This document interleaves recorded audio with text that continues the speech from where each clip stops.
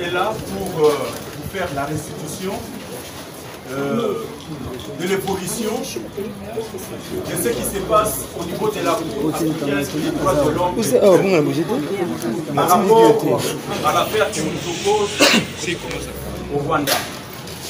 Excellence, avec votre autorisation. Mesdames et messieurs,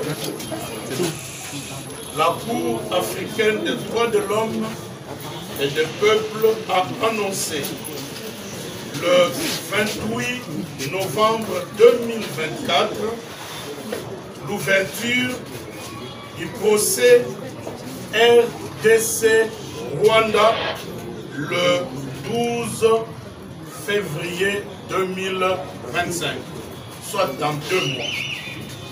Il faut distinguer ce procès de celui qui a été ouvert le 26 septembre 2024 devant la Cour de justice de l'EAC, juridiction de la communauté des États d'Afrique de l'Est.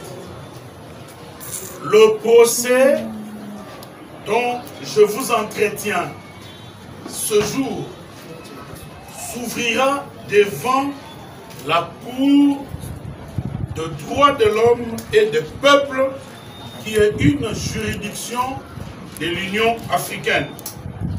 Ce procès fait partie des initiatives judiciaires internationales concrètes, conçues, diligentées par son Excellence, Monsieur le Président de la République, Félix Antoine Tshisekedi Tshilombo, et actuellement exécuté et suivi par son Excellence, Madame la Première ministre, chef du gouvernement, Judith Tuluka Suminwa, contre le Rwanda et Paul Kagame devant des instances internationales, notamment la Cour pénale internationale. Mesdames et messieurs, depuis des décennies d'agression de notre pays,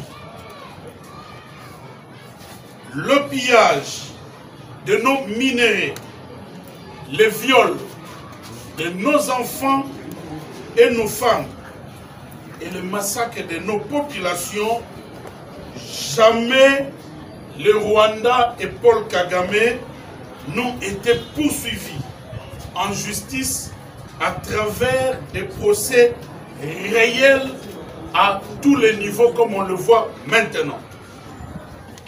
Il ne s'agit pas de critiques à distance auxquelles nous étions habitués jadis. Aujourd'hui, il y a 3 procès en cours contre Paul Kagame et le Rwanda grâce à l'action, la conception de son Excellence, Monsieur le Président de la République, Félix Antoine Tshisekedi Tshilombo.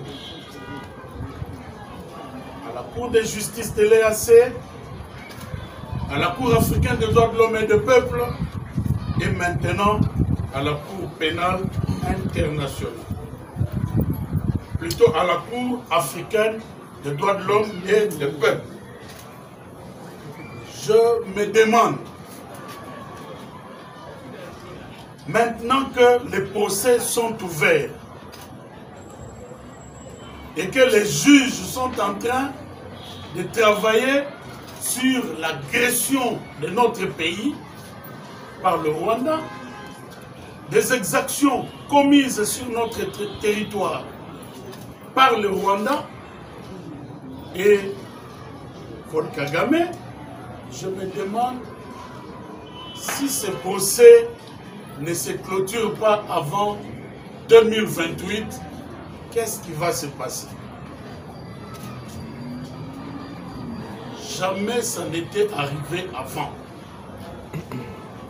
Jamais Paul Kagame et le Rwanda n'avaient été poursuivis de manière aussi réelle que cela se fait aujourd'hui.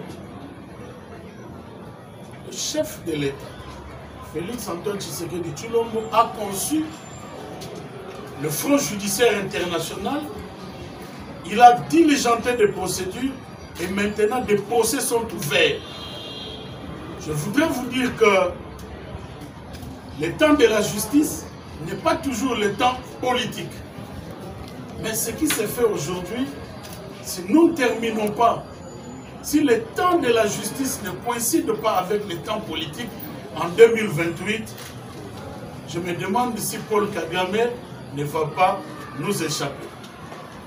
Mais en tout cas, l'objet de la communication de ce jour était de vous dire qu'au niveau de l'Union africaine, la procédure s'ouvre devant la juridiction dénommée Cour africaine des droits de l'homme et des peuples. Nous avons reçu la communication ou l'extrait de rôle. L'audience va débuter le 12 février 2025. Pour les surplus, je voudrais profiter de cette occasion pour donner le bilan du ministère de la Justice depuis l'arrivée du gouvernement souminois dans le secteur du contentieux international.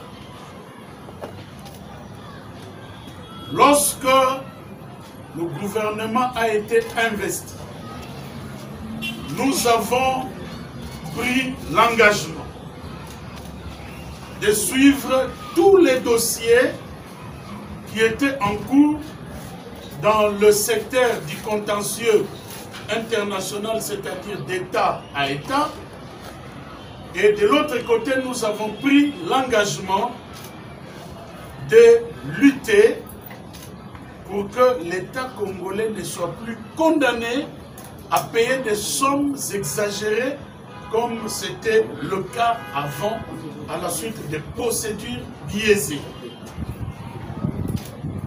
Nous sommes à la fin de l'année, c'est-à-dire que du travail que nous avons abattu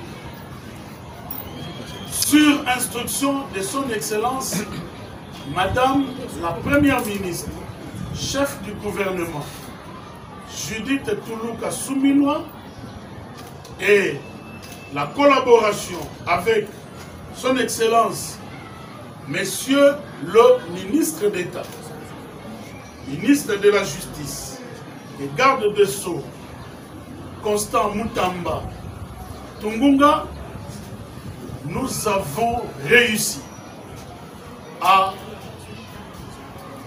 faire avancer toutes les procédures qui existaient déjà, au point où, vous le constatez, c'est chaque mois qu'un procès s'ouvre contre le Rwanda et Paul Kagame. Et de l'autre côté, nous avons réussi à bloquer les procédures qui arrivaient avant à faire condamner l'État congolais à payer des sommes. Il n'y en a pas eu jusqu'ici un seul, pas un seul procès qui a abouti à l'encontre des intérêts de la RDC. Aucune procédure, aucune condamnation depuis maintenant 6 mois. Je voudrais insister et le dire de manière vraiment claire que nous ne sommes que des exécutants et nous avons trouvé ce que le président de la République avait conçu lui-même et qu'il avait déjà lancé.